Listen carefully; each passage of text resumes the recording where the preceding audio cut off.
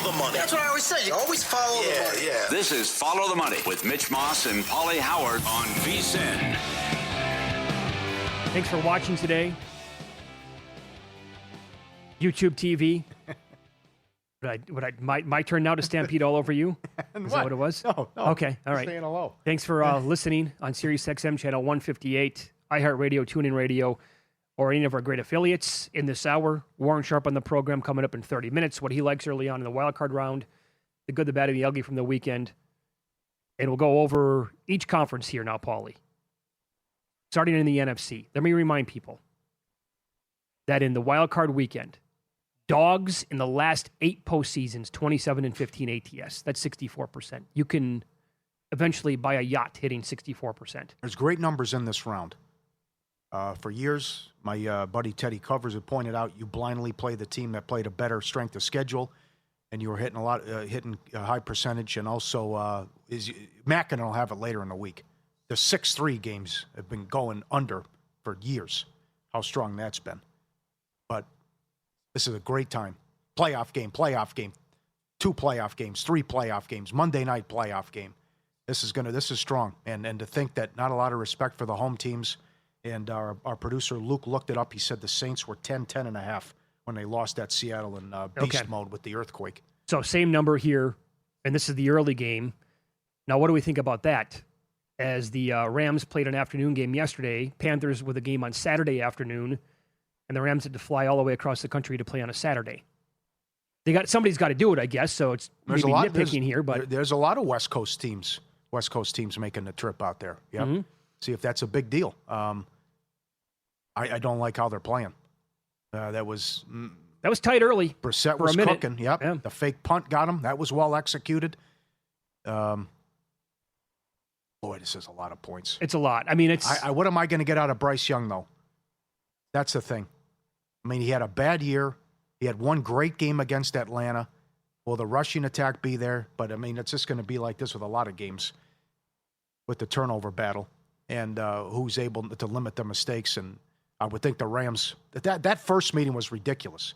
They just were getting whatever they wanted in chunks and chunks and chunks. But a pick six, an interception in the end zone, and still driving for the win, and then the sack and fumble recovery by Carolina. Right. Now, if you take away those flukes, assume they're not going to happen again. It did just happen, though, when he played Atlanta last week.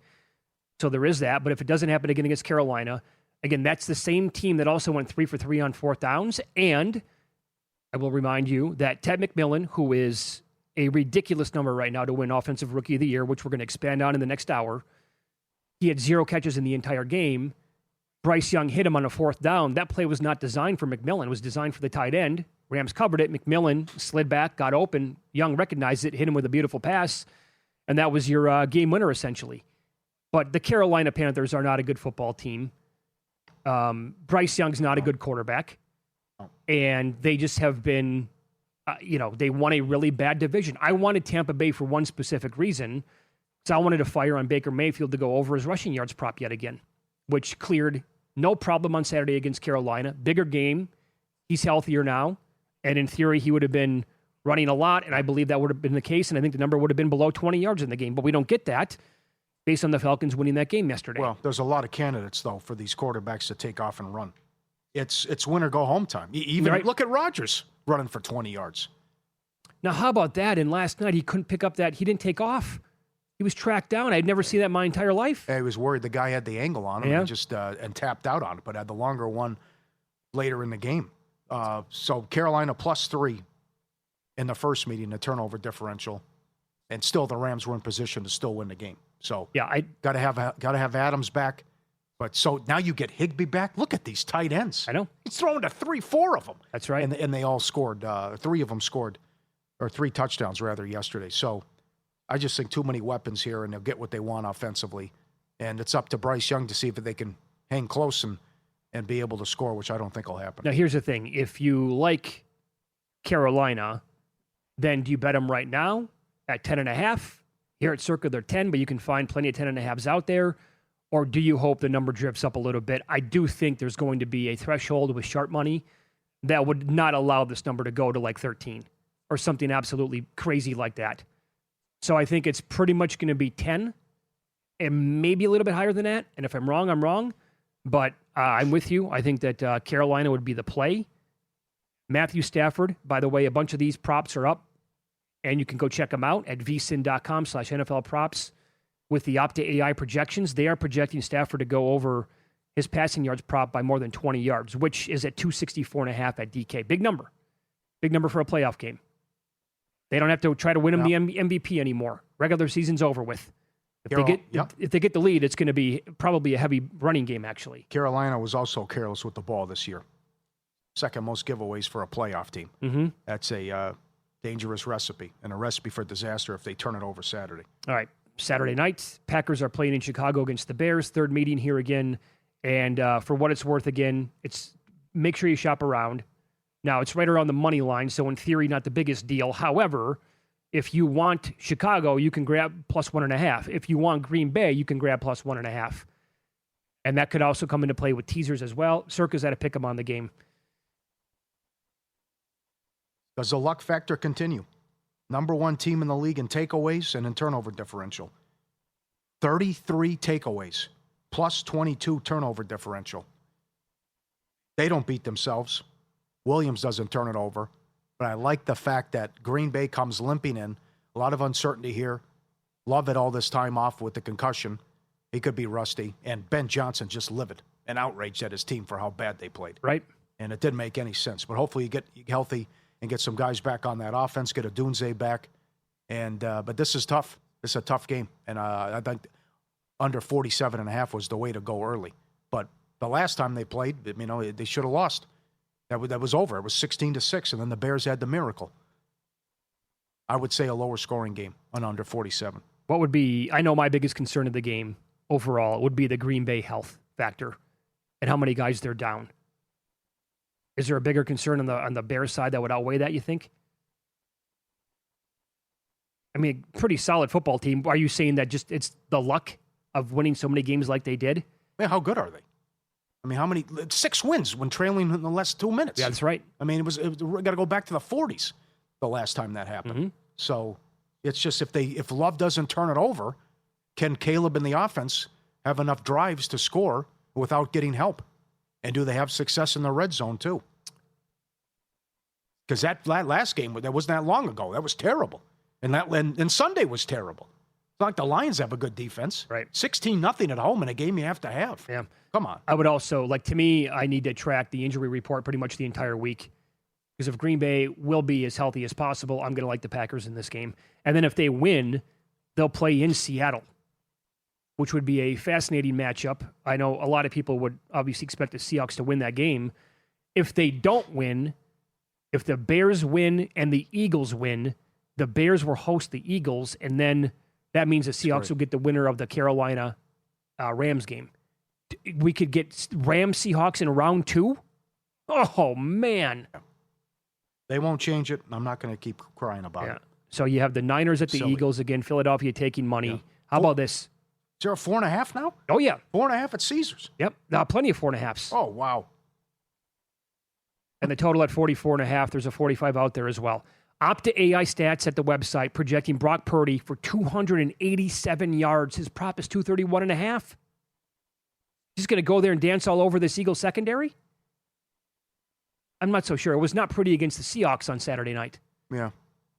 Well, I think to get Trent Williams back is big. Huge. That was enormous. Yes, that was a big loss that they didn't have him. So you also have Pearsall back. And then I still like what Nick said about a home field disadvantage, that they'll be all over their home team if they continue to struggle on offense and get off to a slow start. But it comes down to Hurts and that passing attack, which should have a good day, and they should be able to run the ball at will on San Francisco as well. No pass rush, no pressure. None. They don't get after the quarterback at all. And if Salah's not going to blitz, it should be an easy game for Hurts. But still, Shanahan's an excellent coach, and I think we're getting a little carried away now that we're up to 4.5. San Francisco, though, as I mentioned earlier, worst team out of among these playoff teams, -6 turnover differential. Yeah, I would say that if you're looking to bet a future here on a team to win the NFC, or if you want to get Super Bowl exactas, they're Carolina. No, the Niners I can't get there because of the defense and the lack of a pass rush. Mm-hmm. No, thank you. I can't get involved. Packers, too many injuries. Well, You score, it's 13-10 with 3 minutes left, right? Totally different game. Yeah. But then you're going from the 1 seed to the 6 seed. Yeah. One game. How important that is. And now, at Philly, at Seattle, look at what your path is now. Mm-hmm. I would also draw a line through the Bears. I don't think they're good enough to win the NFC. So that comes down to if I'm right, it comes down to the Eagles, Rams, and the Seahawks. Well, it's great that these 1 seeds, though, they have issues. I mean, again, how bad was Denver's offense? How bad have they played and looked at times? And Seattle, number 2 in the league in giveaways, 28 turnovers. I know the DVOA numbers that Aaron Schatz has put together for several decades. This Seahawks defense, now that the regular season has concluded, is one of the better. I think it ranks in the top 20. I can go back and look, but it's a very high-ranking defense all time for his DVOA numbers. How do you feel about the offense? If I can get an average rushing attack, I can get Barner, Shaheed, JSN. I have an unbelievable kicker who had a poor performance. Yeah. Weird, right? To me, it all comes down to the play of Sam Darnold. Okay, yeah. And at this point, as a guy holding Rams futures, the team I would look at would be Philadelphia. More than any other team. Like, what would Philly at Seattle look like for the NFC title game? I think the offense is broken, and that's it. We have to accept it, and it's never going to change. And Patullo's done a horrible job, and there's infighting, and that's what it is. That would be and they're going to lose a low-scoring game. That game would be alt-unders all day long. Yeah. Maybe no touchdown as well. AFC up next. May I remind you, this team has not lost in this spot since the early 1990s. This is Follow the Money on VSiN, the Sports Betting Network.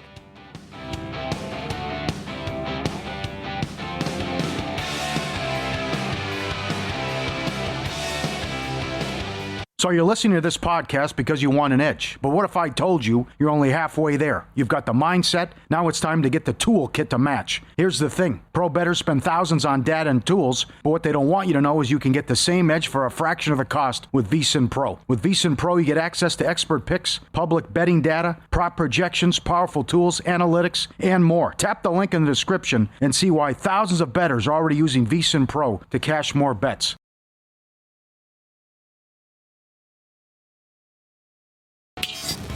This is Follow the Money on VSiN. Warren Sharp on the program coming up in 15 minutes. Early look at the wild card round with him. Now we get to Sunday's action.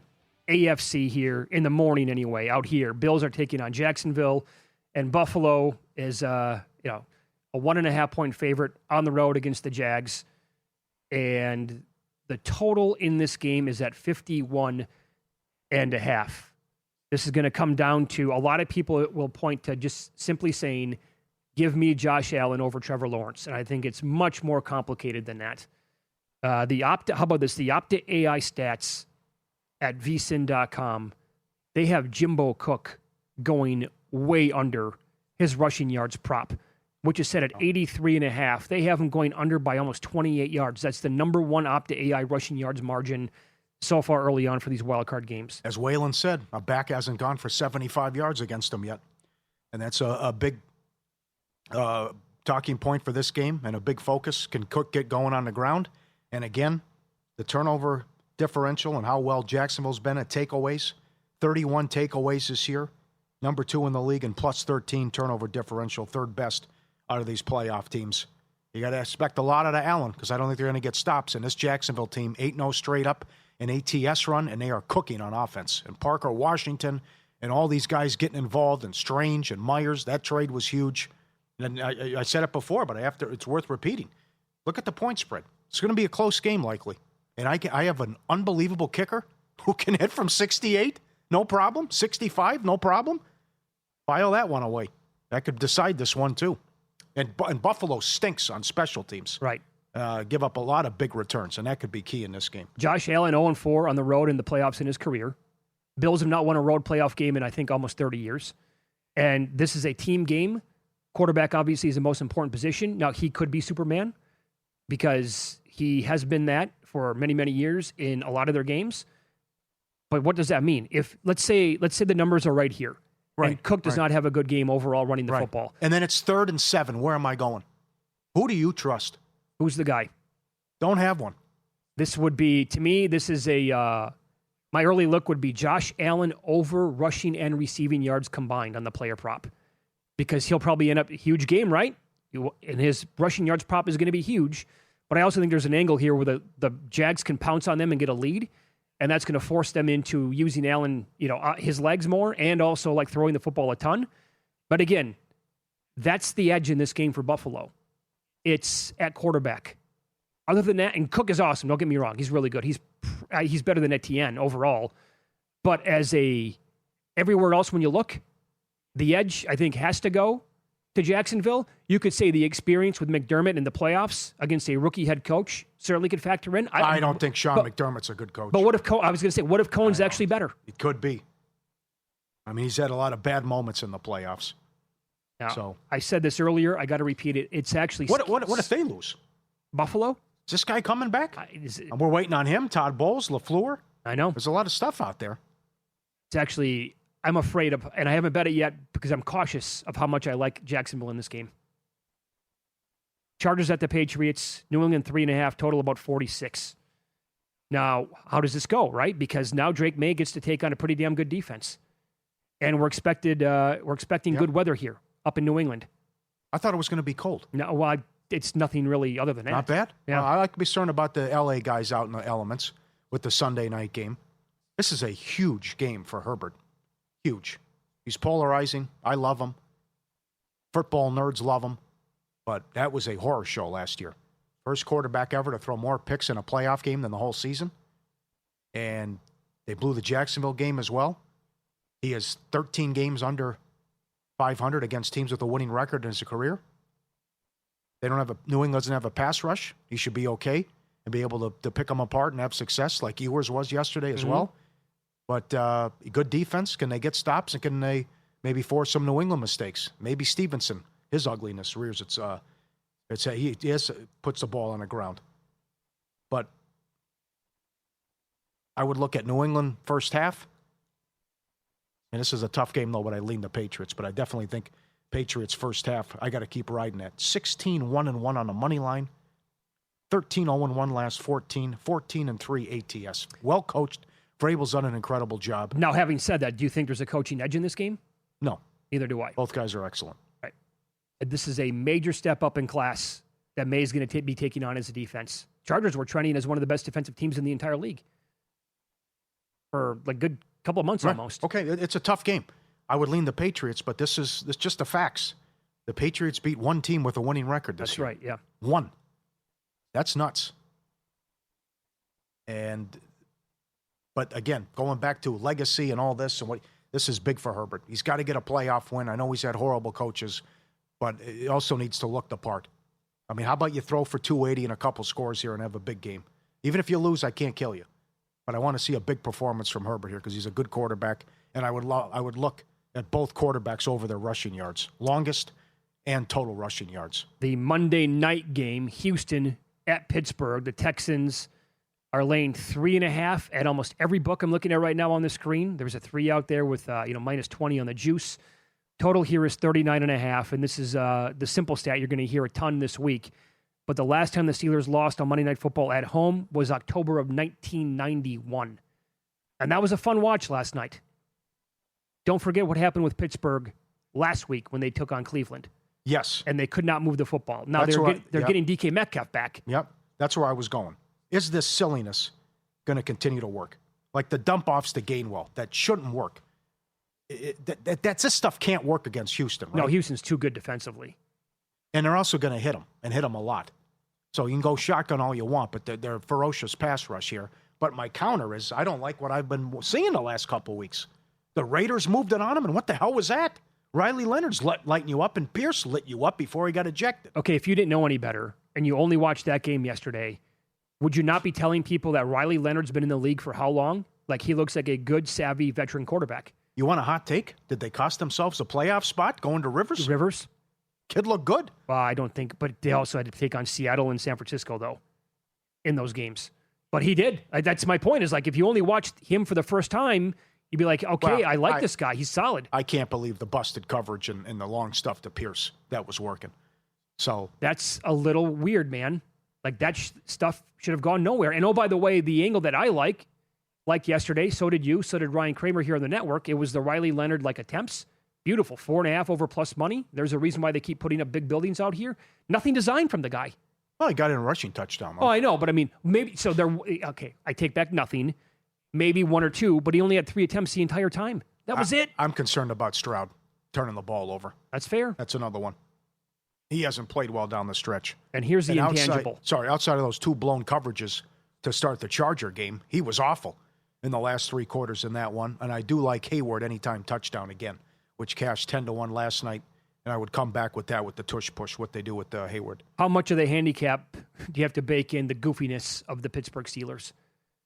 It sounds silly to say it. Or is it Tomlin can't win a playoff game going? What's the long drought? Yeah, I mean, but, in theory here, Houston should be able to handle this team. Do you believe this? With the priest putting the holy water on right that there side of the end zone, where he happens to miss the kick. It's again, the voodoo. Yeah. Can't explain it. As I said, if you want to do check marks, Jimmy the Greek, right? Yeah. Who has the better intangibles? Clearly, it's going to be in the favor of Pittsburgh. All teams to score a touchdown, plus 120. Successful 2-point conversions, over 1.5, plus 220. I do not think every team will score a touchdown this weekend. Okay. No. Overtime, plus 230. Out of the 6 matchups. Some of those are up already. That could happen. You have, how many games are aligned within like a field goal? You have 1 double-digit spread. Every other game, 1, 1.5, now 4.5, 3.5, 3. Walk-off field goal. That's a good prop. I could see that. You want to do any halftime, full-time results? Again, that almost got there yesterday, which would have been a big boy in the Houston Colts game. Should have been, yep. Brutal. So is there a team that you like? No, that's the other one. That stupid Steeler thing came in too, of course.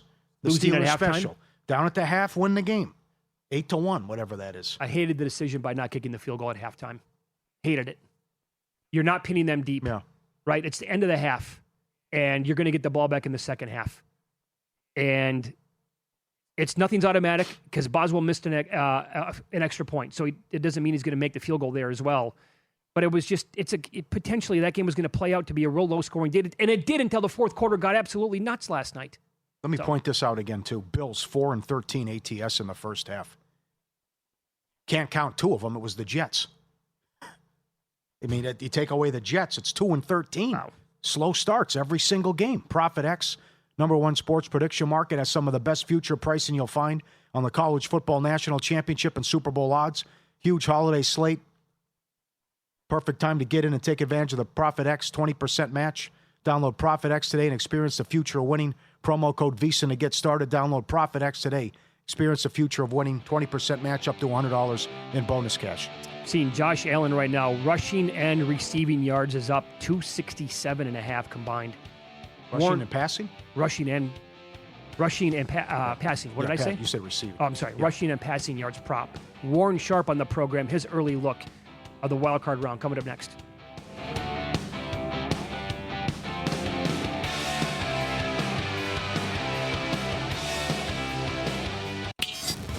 This is Follow the Money on VSiN. Time now to go to the progressive guest line. Warren Sharp joins the program. Follow him on X at @SharpFootball. Website is sharp.football. All right, Warren, let's begin with this. I think as of right now, we have 6 openings for a head coach in the National Football League. Bunch of firings, as always, on this day. Anything surprise you? And who do you think the coach is that still has a job that should go, in your opinion, if anybody? The thing that came the closest to a surprise, I guess I would say, would be there in Cleveland with Kevin Stefanski. But the writing was sort of on the wall. Like they were sort of angling towards that for a little while. I'll just say, of the coaches that were fired, I think he's got the best potential somewhere else. I thought that he was a decent coach. Obviously, won Coach of the Year a couple times. Doesn't necessarily mean everything in the world. The one real knock against him was he couldn't really get Baker Mayfield figured out. And Baker Mayfield did end up having a little bit of success down there in Tampa for a bit. Obviously, he's been banged up this year, et cetera. So struggled this year. But previously, he did show some flashes for a couple of years and did not look as good under Kevin Stefanski. The other rest of the quarterbacks that Kevin Stefanski's worked with haven't really been good. So it's hard to really judge a guy under those conditions. Some of the other coaches that I think could be fired, or I wouldn't, I'm never going to call for somebody's job per se. But Aaron Glenn, he was the guy who really was supportive of Justin Fields as QB1 when pretty much everyone else in the whole universe knew Justin Fields is not a quarterback one. Aaron Glenn comes in as a defensive-minded head coach, can't get a single interception. Was it the first time in history where a defense doesn't have a single interception in a season? And we got that extra game this year as well that most of the teams did not have prior to this. So I don't really see all of a sudden like him getting – I don't see he being dealt a bad hand this year and all of a sudden he's going to get lucky and turn things around next year. I just don't really see him in that role. Another guy that I'll mention who's been there a lot longer, Zach Taylor. I just think that Zach Taylor, he doesn't bring anything to the table to me. You look at the games and you throw his name on the list of coaches like Harbaugh and like Tomlin. Okay, if we compare those three, they've been there for a while, all in the AFC North. You look at those three coaches, Tomlin has shown the ability to win with a variety of quarterbacks. I mean, they've had some dregs since Ben Roethlisberger, and I think only one of those quarterbacks actually has a losing record. We're talking about like Duck Hodges and Mason Rudolph and all these other guys coming through, and they're winning games under Mike Tomlin. You look at Harbaugh, and when he's not working with Lamar Jackson, no, this team is not a playoff caliber team, but they're 10-16 in games that he's coached without Lamar Jackson. It's still not a horrible record. If you look at Zach Taylor in games without Joe Burrow, he's 9 wins and 30 losses. I mean, this team is hopeless without Joe Burrow. This is the Cincinnati Joe Burrows, in my opinion. Like, that is what they are. Zach Taylor doesn't bring anything to the table. And maybe I'm just a little turned off by him by complaining about the fact that we celebrated a player breaking the sack record and took a moment of time to do that as opposed to just continuing play. After all, I mean, he's talking about this is a life or death situation and they were trying to hurry up. Buddy, what are you talking about? Your team's been out of the playoffs for a while now, had no hope. You went under your win total. You didn't meet any expectations this year. There's nothing life or death about it. Nobody literally died at all because you guys lost that game, and you wouldn't have won that game by going hurry up on that snap either. So that was pretty obnoxious in my opinion. Great point. You're active on social media. You're very good on this. I think all three of us are concerned about a ref show. I thought Brad Allen's crew was terrible. I mean, we got taunting penalties 5 minutes into a game. They blew the call on Flowers right off the bat on Henry's long run. How concerned are you, and how important are some of these referees' assignments for the playoffs? Yeah, I went through. They just announced the referees that are being assigned to these games. First of all, I think it's a great slate of playoff games that we have this weekend. Really looking forward to the Thursday and Friday college football semis leading into this great triple header weekend of NFL games that they got going on. I guess they stopped calling it Super Wildcard Weekend. I might have missed the memo there. They started trying to call it that. They just decided not to anymore. But I think that this referee slate, there are a couple of games that stand out to me that I'm a little bit concerned with. I don't disagree with your Brad Allen comment. He is doing the Buffalo Bills at Jacksonville Jaguars on Sunday afternoon, the first game of the day, 1 p.m. Eastern time. I guess that's Sunday morning for you guys out there in the desert. But Adrian Hill is doing the night game, Green Bay Packers versus Chicago Bears.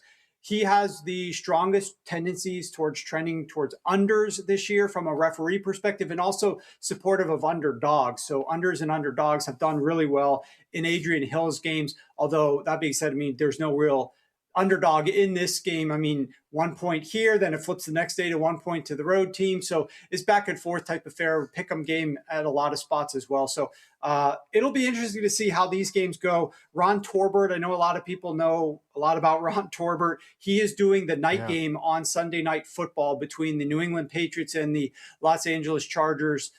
He's done a lot of big games in the past, but a lot of people have strong feelings about his crew at times as well. Yeah, it's Follow the Money here on VSiN, the Sports Betting Network. Our guest is Warren Sharp.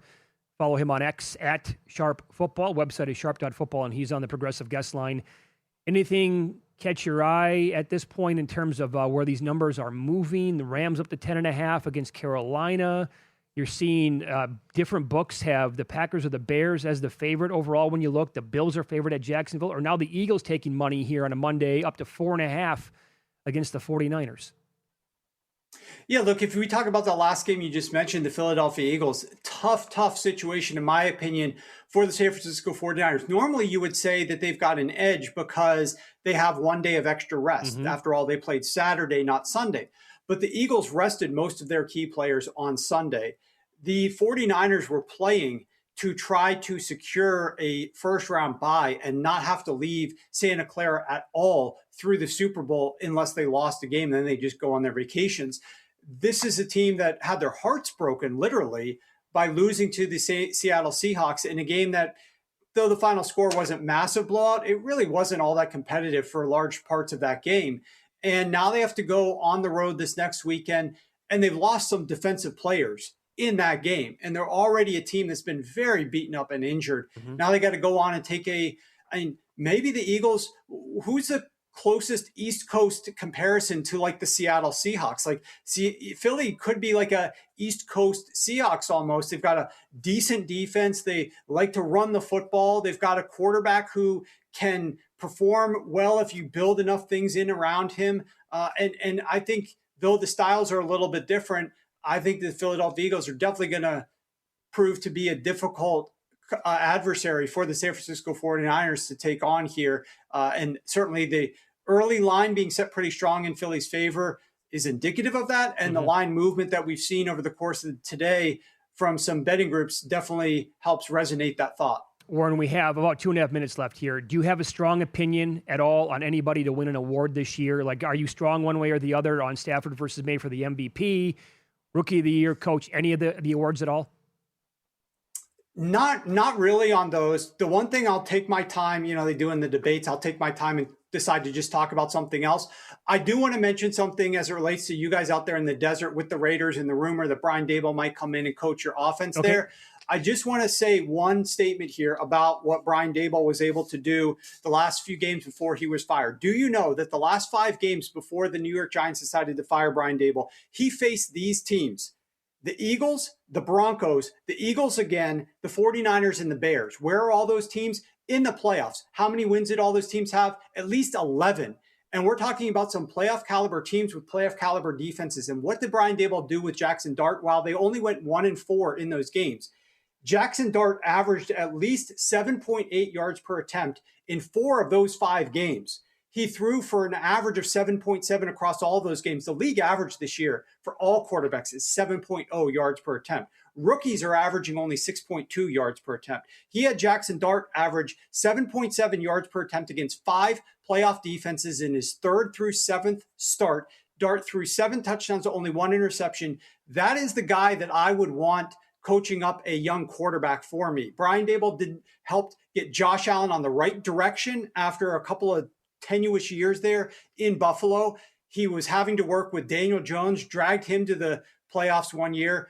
Did not have a lot of success after that once teams figured out what they were trying to do. Daniel Jones being a limited quarterback, worked with a variety of other terrible quarterbacks after that: Tyrod Taylor, Tommy DeVito, Drew Lock, Russell Wilson, etc., before he handpicked Jackson Dart and got some decent results out of Jackson Dart from an offensive quarterback performance standpoint in tough situations, the three of those last 4 games being on the road. So I think Brian Daboll makes for an excellent coach back in the NFL, working with a young quarterback potentially out there in Las Vegas next year. Yeah, so my guess is, there you go. My follow-up was, my guess is that you really like the idea of Flores being the head coach. This is circling now out here, along with Brian Daboll as the OC here in Las Vegas. We're down to like 20 seconds here, but I wouldn't mind that pairing at all. I think they both provide punch and creativity on their respective sides of the ball. Thanks, Warren. Have a good week. Thank you. Good luck, guys. You too. Warren Sharp on the Progressive Guest Line. Some teams have hope, others do not. The good, the bad, and the ugly from this weekend coming up next on Follow the Money. It's VSiN, the Sports Betting Network.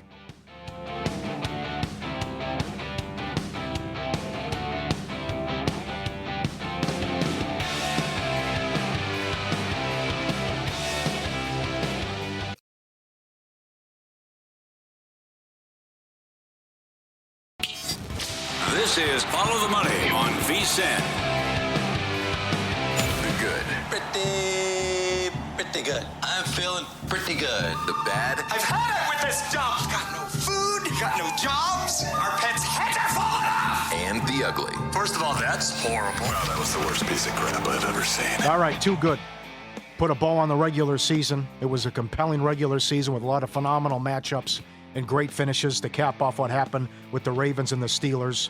One preseason division favorite ended up winning it. The Eagles.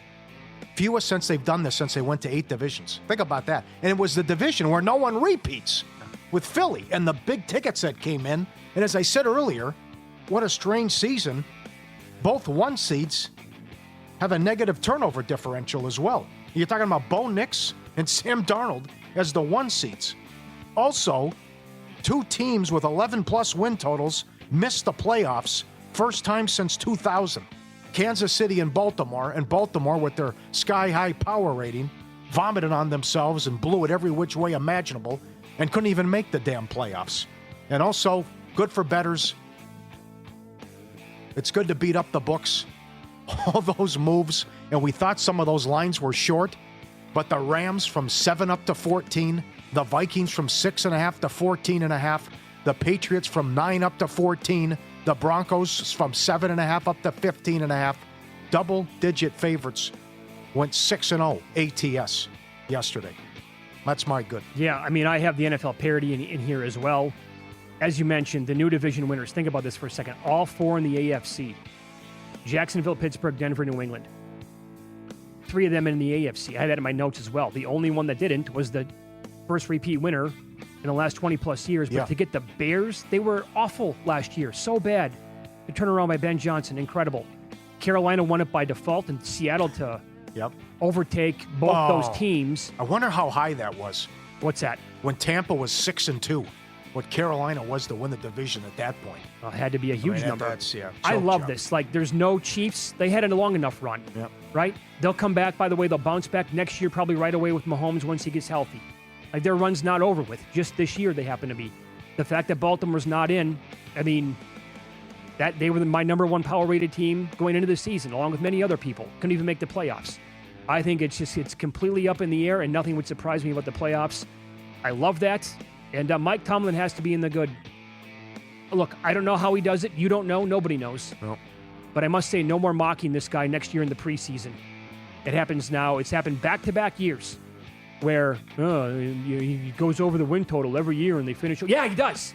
It's awesome. Satanic black magic. That's exactly right. It doesn't matter how it happens. The results get there every single year. Now, will they lose their first playoff game? Maybe. But it's like the most uncanny thing that you can watch with one football team. How much stuff goes their way. You've been calling the Bears the luckiest team all year. Yep. This team going back like 5 years has been the luckiest team in the entire league. My bad. If the Raiders make that selection and go with Brian Flores as their coach, Brian Dable as their OC, and somehow can trade the number 1 pick for a ton of other picks and maybe a proven player, they might have some hope. If they don't, there is no hope. I would also throw the Jets.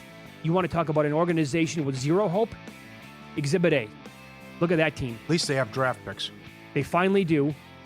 That head coach, probably going to be a disaster, and I'm going to guess, well, it's Woody Johnson and company, so he might last beyond next year. I don't know how he hasn't been fired yet today, but they keep going back to the well and saying, he's going to be fine, whatever, and the Browns have to be in the same mix. You just have to. They're never going to get it right. Who wants that job? Because if I have to take Watson on? It sounds like it today. They're going to try to get Watson in there next year. Huh. Are they not at the very bottom? At least some of these teams, like the Titans, have a little bit of hope. I think Cam Ward can play a little bit. Plus, no state taxes in Tennessee. Yeah. That might be a big deal. The Giants absolutely have hope with Dart as their quarterback and how that team is drafted specifically last year. But they have weapons. The Saints actually have a little bit of hope. How popular are the Saints going to be to win that division next year? At the right number. And even though it was like as bad as anybody in the league for the last, 14 games? The Cardinals have some hope overall. Like, there is talent on that team. And if they get it right with the quarterback spot and they get some players back on defense that can be healthy, like, that team's not a complete disaster moving forward. These other teams, oh my God, good luck. This is incredible what Garrett did this year. Cleveland was so bad, they faced the 3rd fewest pass attempts this year. And he still broke the sack record. Think about that. But it leads me into my ugly. The Bengals and Zach Taylor. They brought him back. I guess I shouldn't be surprised, but come on. You just heard Warren mention it. They're 9-30. Zach Taylor without Burrow. And it also sounds like Burrow's defeated. These bizarre press conferences, I'm not having fun. He didn't play well either. How many pick sixes are you going to throw, Joe? Mm-hmm. I mean, they're in complete control of that game. They're going to go up 2 scores. Cleveland can't get a first down. He throws another pick six, and then they give up another defensive touchdown. And Zach Taylor wants to cry. Oh, they didn't tell us they were going to stop the game when Garrett broke the sack record. I couldn't believe it. We wanted to go hurry up there, and we're life and death. What are you talking about? You've been out of it for months. You also punted 4th and 1 from the Cleveland 45. What are you talking about? Give me a break, man. Yep. I tell you what, if I'm the Minnesota Vikings, I'd be on the horn with this team immediately. Like, what's it going to take? And I'd be persistent about it. How many picks do you need for Joe Burrow? What else do you need? What other player? Oh, they wasted it. They blew it. Between the offensive line and the defense and the injuries, he's getting up there in age. And can you keep Chase and Higgins together and all these guys? Yeah. Also, Burrow, like, very injury prone. Sure. This guy is by the way, a hot run by Joe Burrow to get to the Super Bowl. He's clinging to that for the rest of his career. I know, but who bailed him out, though? That was all McPherson that year. And that was also the defense with Amaruno. Yeah. McPherson got him to the Super Bowl. My ugly, it has to be in the same division. It's John Harbaugh and the Ravens. This was a disastrous year for that guy. And it's fitting that it came to an end last night the way it did in that fashion. He failed, along with the OC, to get the ball to Derrick Henry enough. This should have absolutely been a playoff team. That was a theme over and over and over again. And again, I pointed this out in the first segment of the show. He's a former special teams coach. Why did he call that play before the final field goal of the game last night? You had Lamar Jackson with a timeout go backwards 2 yards to spot the ball, rather than giving Derrick Henry the ball running in that direction where you want the kicker to have it spotted to maybe pick up 4 or 5 yards. Like, nothing's a gimme. Boswell missed an extra point earlier in the game. Aubrey was missing field goals again. So that's a 44-yarder in that stadium. Horrible job out of him. And it makes sense that Lamar, and how many open receivers were running uncovered last night by both teams. Yeah. But Lamar was the first quarterback in history with 2 lead-changing 50-yard passing touchdowns in the fourth quarter or overtime of a game and still lost it overall last night. At some point, it's not happening for him. The guy's voice becomes stale in the locker room. Yep. I would say it's now time to look elsewhere than him. Yep. They blew it, and they missed their opportunity as well. With no Mahomes in the playoffs. Oh. Shame on them. 14-2, couldn't win a game. Hosting the AFC title game against Kansas City. Abandoned the run in that game. Abandoned the run Thanksgiving night against Cincinnati. Sure. Left Henry on the bench in New England game. All this. Just, over and over and over again. And one game after the next. Football meets flavor with VSiN and Omaha Steaks, official sponsor of tailgating. Right now, when you spend $129, you get 2 pounds of fully cooked chicken wings, plus 50% off site-wide omahasteaks.com/VSiN. Spend $129 to get 2 pounds of wings and save 50% site-wide on steaks and more. The website's incredible. The offer, the menu, everything you have to choose from. omahasteaks.com/VSiN. 3 silly turnovers in the Andrews drop against Buffalo. Turnovers when they were 14-2 and a big favorite against Tennessee. How you couldn't beat the Chiefs at home when you were favored. It's not going to happen for this guy. Yep. It's just, and then he plays great in the second half, and they can't get a stop. Yep. And then Mr. Reliable all those years, Tucker, had to have his fun. Sure. And then you bring in Loop, and then the kid blows it from 44. Think about the blown assignments again last night. And again, to your point, like how does the Gainwell stuff work last night? But it's also the luck factor that Hamilton goes out and both guys, a couple guys go out because of injuries, concussions, and then all of a sudden guys wide open and they can't stop this offense that couldn't get a first down against Cleveland. I did not want that. Forget about the regular season. I didn't want the fourth quarter to end in the game last night. That was absolutely exhilarating. On top of everything else, Boswell had to miss that extra point to leave it open at 26-24. Oh, it's right there for you. Rodgers looked like he had a B12 shot to go back to his MVP days. Now, again, think about what that's going to look like against this Texans defense compared to what he had to play last night, though. So it should be, he should have a rough time. But getting Metcalf back's huge. All right, we're going to update awards numbers coming up next. Very strong opinions out there on the MVP. I will say this, Matthew Stafford became the second quarterback in the last 50 years to accomplish this. And some other numbers that say he has to win the award.